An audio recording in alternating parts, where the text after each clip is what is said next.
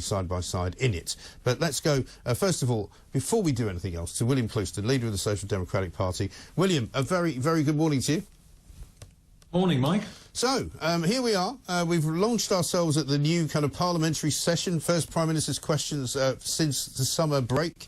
I can't say it's going to be very good news for Rishi Sunak. He doesn't have much to bat with. If he was sending him out to the crease, it would be almost as though he was a sort of schoolboy player facing Shane Warne. Yes, but he's the author of his own difficulties. Yeah. And also, I fully actually accept that you would never compare Shane Warne and Sir Keir Starmer, would you? That would be unfair, wouldn't it? Yes, yes. That's but you know what I mean. A total misalignment of ability. Yes. Yeah. No, he's got real problems. Sunak, he's made these 5 pledges. He's unlikely to achieve any of them. Actually, he may be lucky on inflation. We'll just have to wait and see. But the others were very foolish. When he announced the pledge on stopping the illegal migration in small boats across the Channel, I was pleased, but I thought, well, is he not telling us something? Because there is a basic way of stopping it, and he's not doing it. You've got to stop incentivising and rewarding people with the right to permanently stay in the UK if they get here. It's quite simple. You shouldn't rely on France or Rwanda or any other place. The British authorities should do it, and you have to get out of the post-war protocols to do it. But he's in a mess. I mean, I'm hearing, speaking to Tories and other people are now, so I spoke to a senior Tory last night, actually, who said that they're thinking about having an early election because it's only going to get worse. You know, if they wait till October or November next year, they'll get absolutely slammed. I think they'll get beaten anyway. Yeah. But, you know, people are talking, honestly, Mike, about a May election now.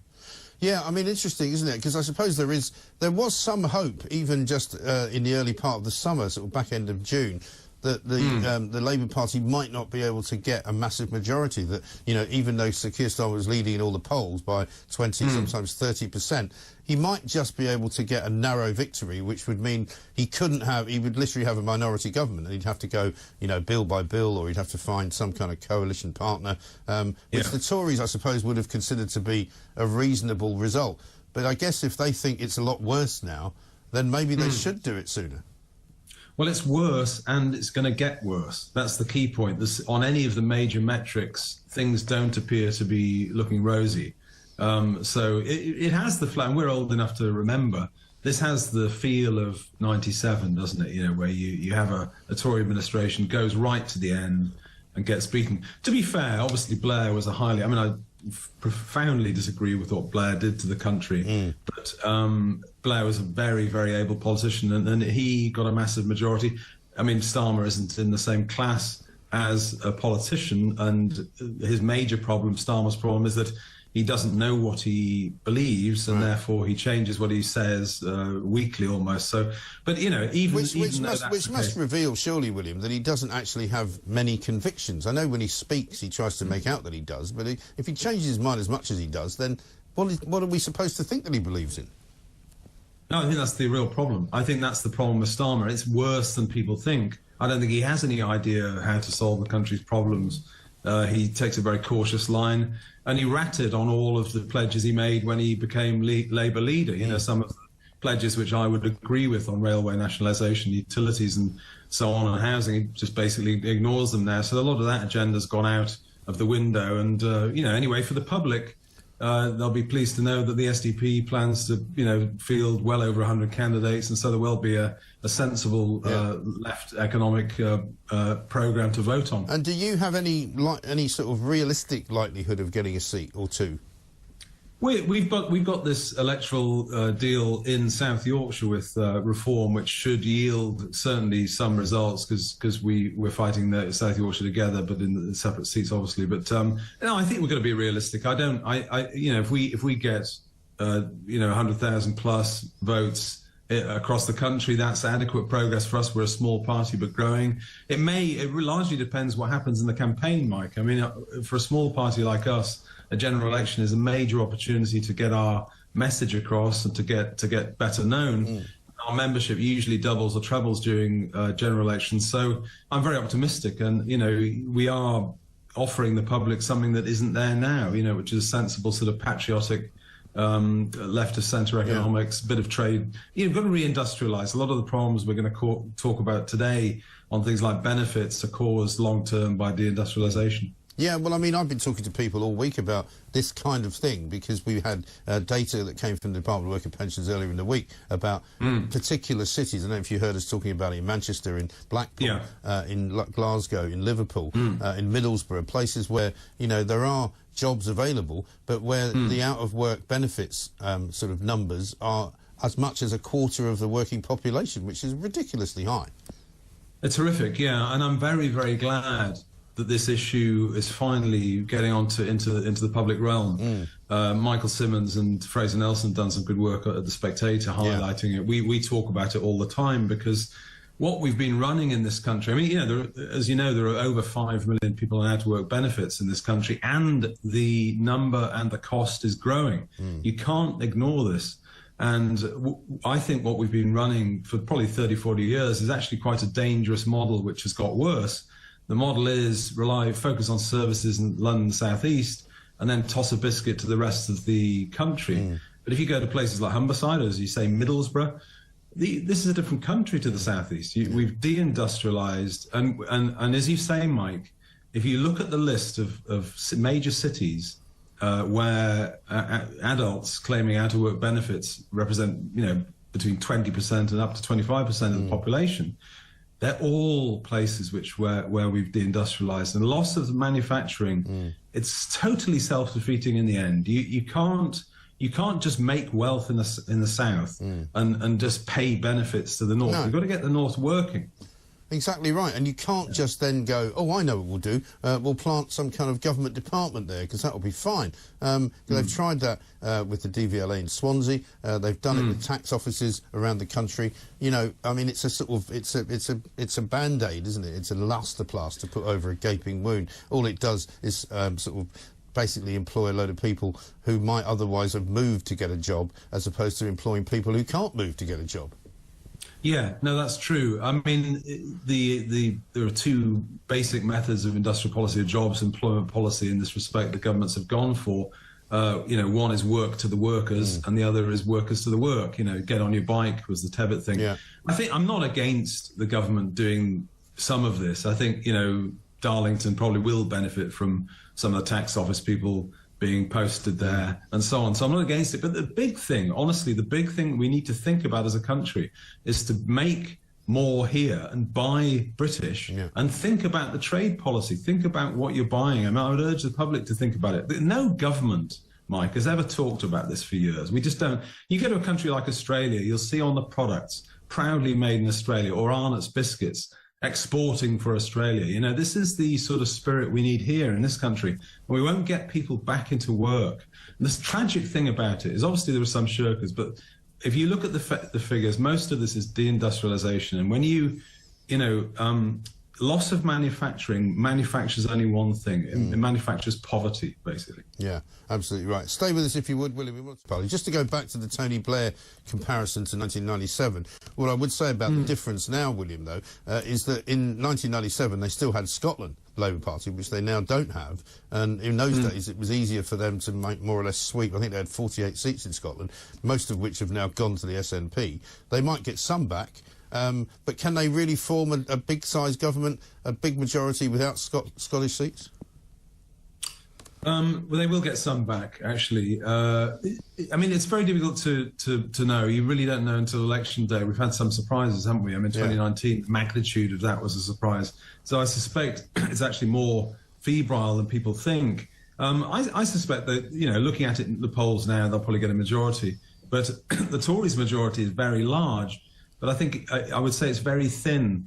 A lot of Red Wall voters voted for the Tories just to get Brexit done. They were frustrated. The public, the country was frustrated, and they used Johnson as a tool to do that.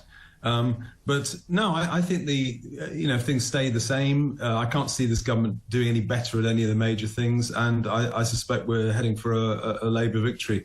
It's perfectly true, though, Mike. I mean, on the figures, on the electoral dynamics, the Tories are ahead, quite a long way ahead, in a lot of these seats, these swing seats. But their majorities are thin in belief. You know, Yes.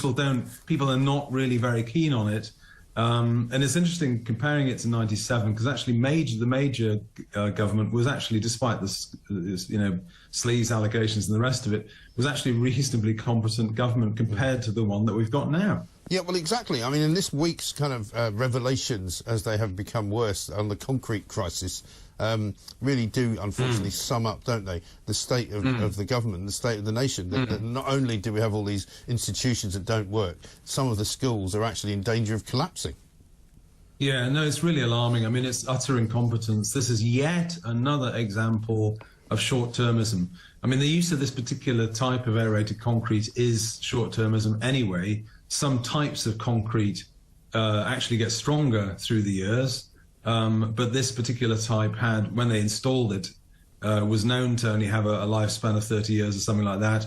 So this is not, it shouldn't be a surprise. The sad thing is that you need a sort of a major story, a news story, and everyone panics and then closes over 100 schools.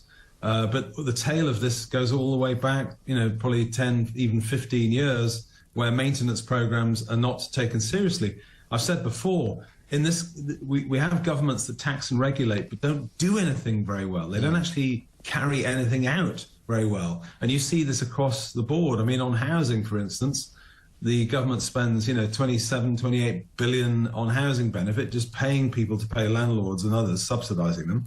Then he spends about 8 or 9 billion on building homes. It's mad. Yeah, it it really is. Around. And that is the problem, isn't it? And so with every announcement that they now make, because with every sound of the sort of the election bell ringing, there's yet another announcement. Like I say, you know, this reform of the Welfare Act that they're talking about, in the Telegraph they're saying, well, it probably wouldn't happen until 2025 anyway, which is long after the election has come and gone.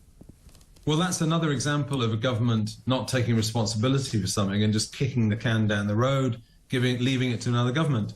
Again, with, you know, about a year ago, this clip of Nick Clegg in 2010 saying, we won't bother building any nuclear power stations, it would take 10 years. And too many politicians, particularly in the establishment parties, the whole frame of reference is the current news cycle in the next year, possibly. They just don't plan anything. And I blame it partly on an ideological thing, which is that planning and thinking about the future just became not very popular. And a lot of Tories, particularly the ultra-free market ones, are just dead against planning. But no sensible society is run like that. All sensible industrial economies plan, but they won't get it into their heads that they need to think ahead and plan. And that's why the rock thing bubbles up. And the sad thing is, for the public and everyone else, it costs more, you know, Mike, in the end, to wait until a crisis happens. It's much better to mend the roof when the sun shines. Well, yeah, I mean, you hear that phrase all the time, don't you? And you hear it from politicians in particular. However, somebody pointed out, well, yeah, but when you talk about budgets and you talk about, government spending, there's never a day when the sun is actually shining, because they're always in hock. They're always spending too much money on things and getting hardly any results back in return. And so it's their stewardship of the economy which I think is in question, isn't it? Yes, no, I think some very, very hard decisions need to be made in some areas. And I think, from local government upwards, government needs to concentrate on its core functions. Birmingham City Council's in the news, basically insolvent now, and it's got some major holes in its budget, 760 billion or whatever for the equal pay claims, which I support. I mean, it's not right to pay female staff less than males for equivalent grade jobs, or not give them bonuses, which is what it was. But again, they've known about this for years. But while they're doing that, Mike, Birmingham City Council still have a programme of renaming streets Equality Avenue and things like that. So I still don't believe... Maybe they could rename one of them Bankruptcy Row. Solvency Road, yeah. Solvency Street. Yeah, I don't know. I mean, but I want them to concentrate There's on a creek they could functions. Rename as well. I'm just thought of that, but I can't say it on national radio. I think we know what you mean. But this is it. And so they're still in... I speak to people in local government. I'm chair of community council myself. We work with Northumberland County Council a lot, and I'm in touch with it, and it's still this thing about them not really focusing. You could walk through many city halls, town halls throughout the country, and there'll be empty offices, and you'll say to people, "Who's in that office?" "Oh, well, they don't live here. They actually they live in London and work." And I'm thinking, hold on. And then the Taxpayers Alliance did a Freedom of Information request you'll have heard about, and it turns out there's about 800, senior council staff working from abroad. So we allow people to claim large salaries working for local authorities while they're basically on the Algarve. It is ridiculous. It's extraordinary. Absolutely unbelievable. But, William, unfortunately, we're out of time. Great to talk to you again. I'll see you soon. William Clouston, leader of the Social Democratic Party, a man that talks a lot of sense. I mean, what a joke, says Victor, Birmingham City...